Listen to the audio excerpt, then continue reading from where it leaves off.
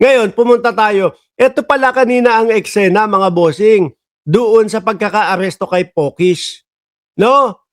Yung, yung nakasuhan, no, mga kababayan, ng inciting to sedition. Ito pala mga eksena doon. Oh, tingnan nyo ho, mga boss. Oh. Criminal case against us is karapatan naman.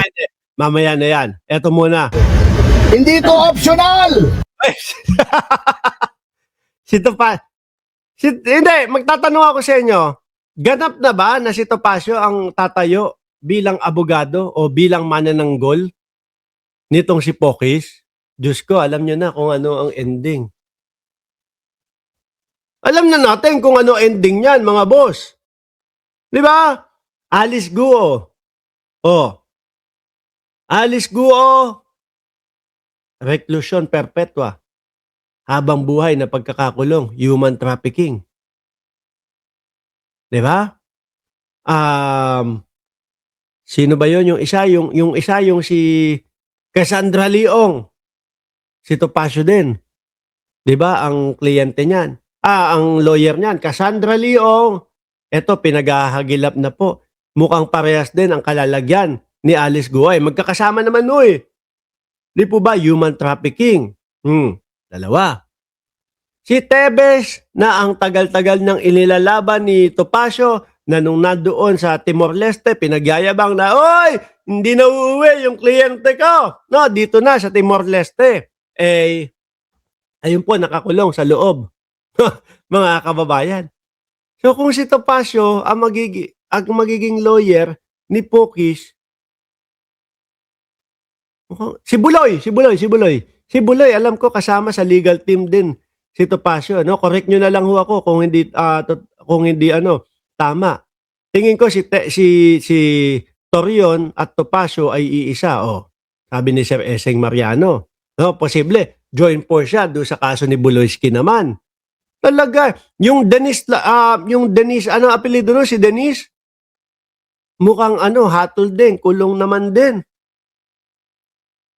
Di ba? Aray ko po. Sir! Si Denise Cornejo, Chai-Chair. Pokis, uy! Pwede pa magbago isip mo. Anyway, palabas mo muna ho natin ito. Oh. Atin ang proseso! Ayaw mismong lumalabas sa batas!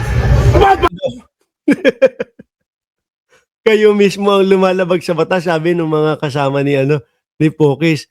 Yung si Matran yun, di ba? Yung malaki yung tiyan.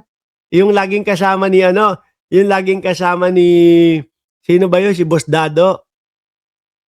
Na, ewan ko, kumusta na pala yung vlog ni Boss Dado? Hindi ko na masyadong nakikita, yung vlog ni Boss Dado. Dati talagang nagmumura yung kapag kahit na against ka doon sa mga pinaglalaban nila, masayang panoorin mo yung vlog ni Boss Dado, mga kababayan. Tawa ka ng tawa, halakha ka ng halakhak. Biruin mo, nung kinasuhan ni General Torre, medyo naglaylo eh. Medyo bumait ng konti si Dado, no? Ngayon nagba-vlog, nag-e-explain ganito. Tapos siguro hindi na ako control yung damdamin, mga kababayan. Bumabanat na naman unti-unti kay Torre. Bumabanat naman unti-unti yung FGF nila. Oh. Bumabanat na naman. Narinig siguro nung asawa doon sa likod. Abe, hoy, yan ka na naman. Siguro naintindihan nung asawa, meron ng kasunduan. Sige, hindi namin itutuloy yung kaso sa iyo. No, pero ganito, ganyan. Ayusin mo na yung mga pagbablog mo. Hindi na control yung damdamin. Sumigaw yung asawa sa likod. Hoy, bumabanat ka na naman. Sabi ni Dado, yan, nagmura. Naman kayo. Kaya ho ako, sa totoo ho, pinapanood ko talaga, aliw na aliw ako. Yan yung kasama, di ba? Si Metran, yung nakasuhan niya biglang ang kinabukasan na live ni Dado. Kumakain na lang ng ice cream. Sabi ko, ay putik na yan, dahil nakasuhan o ayan niya, biglang nag-ice cream vlog na lang si Dado at kinahapunan, magkatabi sila sa gilid. Magkatabi sila sa iisang kama ni Dado. Naalala ko lahat yun, mga bossing, kasi pinapanood ko talaga. kwelang-kwela. Oh, ngayon, si Metran, tuloy. Natin ang proseso! Kayo mismong lumalabas sa batas! Oh, Ba't marinig nyo? Maintindihan nyo? sadali lang. Mga DDS naman, kung kayo ay nasa paligid naman ni Metran, no? Ang gawin ninyo, pakalmahin nyo. Mahirap kapag kaiyan inatake. No? Tingnan nyo yung katawan ni Metran. Oh. Mahirap pagkaya inatake sa sobrang galit, sa sobrang yung mga ugat dito. Baka pumutok yan.